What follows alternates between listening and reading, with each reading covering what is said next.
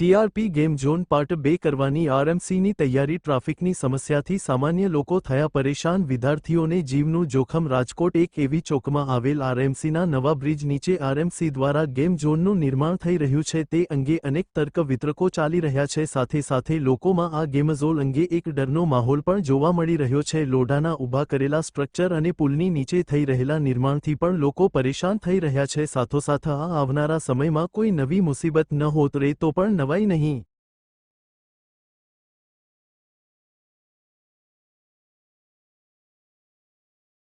પહેલાં તો સામે સ્કૂલ છે, જ્યારે 12 વાગ્યાનો ટાઈમ હોય છૂટવાનો આત્મીયનો, ત્યારે ટ્રાફિક ઓલરેડી ઘણો થતો હોય. પણ જ્યારે અહીંયા પાર્કિંગ હતું ને તો વાહનો બધા સ્કૂલના વાહનો છે, આ ઇકો હોય, મારુતિ વેન બધા અહીંયા પડ્યા હોય ને સ્ટુડન્ટ આરામથી અહીંયા બેસી જતા, આ બધું કરી શકતા.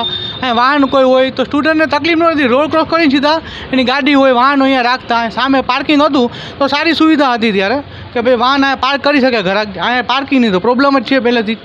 એટલે અહીંયા વચમાં જ્યાં પાર્કિંગ હતું ત્યાં સારી સુવિધા હતી, પણ અચાનક આ નિર્ણય લઈ લીધો આ લોકોએ કે ભાઈ આવી રીતના ગેમ ઝોન બનાવી, આ તે છે તે કોઈ પણ પ્રકારનું પ્લાનિંગ કર્યું નહીં, સીધું અચાનક આ લોકોએ કરી નાખ્યું છે ડાયરેક્ટ. એટલું જોખમી આ લોકોએ ડાયરેક્ટ ચાલુ કરી દીધું, ખોટો પૈસા આમાં જાજા વેડફી નાખો. એના કરતાં સારી જગ્યા ઘણી બધી છે આરએમજીની, અહીંયા વ્યવસ્થિત થઈ શકે. આ રેસ કોર્સનું મોટું ગ્રાઉન્ડ પડ્યું છે એમને, તો અહીંયા કરી શકો. અહીંયા 50 લાખ નાખીને અહીંયા સારું કરો વ્યવસ્થિત, જેથી કરીને બાળકો આવે, પાર્કિંગ થાય, બધી સુવિધા અહીંયા હતી.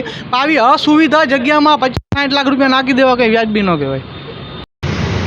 અત્યારે મારી સાથે આત્મીય કોલેજના વિદ્યાર્થીઓ જોડાઈ ગયા છે. અત્યારે આ જે સમસ્યા છે, કાલાવાડ રોડ ઉપર જે ફ્લાયઓવર તમે જોઈ રહ્યા છો એની નીચે આરએમસી દ્વારા ગેમ ઝોન બનાવવામાં આવી રહ્યો છે, જેના દ્વારા અત્યારે વિદ્યાર્થીઓ પરેશાન છે, અહીંના રાહદારીઓ પરેશાન છે. તો શું સમસ્યા છે જાણીએ.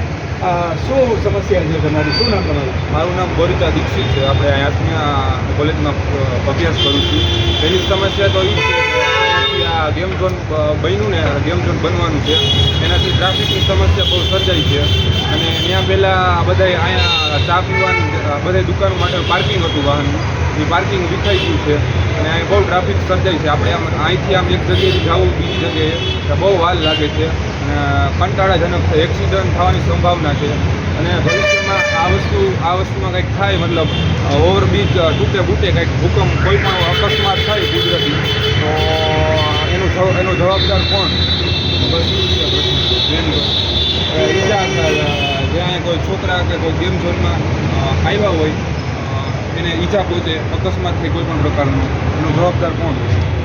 આરએમસી પરમાર એક જાગૃત નાગરિક તરીકે હું આજ આ વિસ્તારમાં આવ્યો છું કે આ જે ગેમ ઝોન બનાવવાનું કામ ચાલુ છે એના માટે સૌથી પ્રથમ તો દરેક વેપારીને મળ્યો. વેપારીએ એવું કીધું કે મેં અરજી આપી છે પણ છે ને અરજીનો કાંઈ જવાબ આવ્યો નથી. એટલે પછી મેં કીધું કે હવે આપણે આગળ પગલાં લઈએ, આપણે આપણી રીતે જો વાત કરીએ, નહીંતર પછી આપણે એક દિવસ વેપાર ધંધા બંધ કરીને લલાબલ કરશું કોર્પોરેશનની અંદર. અને આ ટીઆરપી ઝોન છે ને ખરેખર ટીઆરપી ઝોન 2 જ છે. આની અંદર બાળકો આવશે, 40 ફૂટના રસ્તા છે, આ દુકાનવાળા પાર્કિંગ કે કરે, આ લોકો પાર્કિંગ અહીંયા રાખશે. પહેલાં પાર્કિંગ પે તો હતું જ, જો કમાવવું જોઈએ તો પાર્કિંગ પેમાં તમે કમાવો ને બધાને પૈસા લ્યો ને. તો સ્વેચ્છિક કમાવો આ કરોડોનું કામ છે એટલે એ પાસ કરાવી લીધું, એટલે હવે કરવું છે. સ્ટેન્ડિંગ કમિટીમાં બે આને પહેલાંની કમિટી મારે કેન્સલ કર્યું કે હવે આપણે નથી કરવું, ત્યાં ફરી પાછું ચાલુ કરી દીધું, કારણ કે ગ્રાન્ટ પાસ થઈ એટલે કે હવે આપણે કરી નાખીએ.